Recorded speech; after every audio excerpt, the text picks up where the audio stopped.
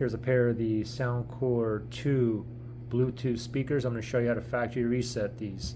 You want to factory reset these if you have issues pairing or connecting to your phone or your TV or whatnot. So the factory reset is very simple. Now first, let me just note that I'm connected to my iPhone here. You can see the Soundcore currently says connected. So let's go ahead and factory reset these. So first thing is go ahead and turn it on. Now when it's on, next thing you want to do is you want to press and hold the play button and the plus button, the volume up. So press and hold both buttons and just wait until the light here turns orange, okay? Or I'm sorry, it'll turn orange over here, okay? So play button, volume up, ready, go. Press this, keep holding, just wait. Wait, okay, there we go. Now it's orange. Now it's going to turn off. Now the factory reset is complete. So when you turn it back on now, if I press and hold that power button, it should turn on and should automatically go into pairing mode, which is indicated when it's blinking blue on this side. Okay, so the factory reset is complete.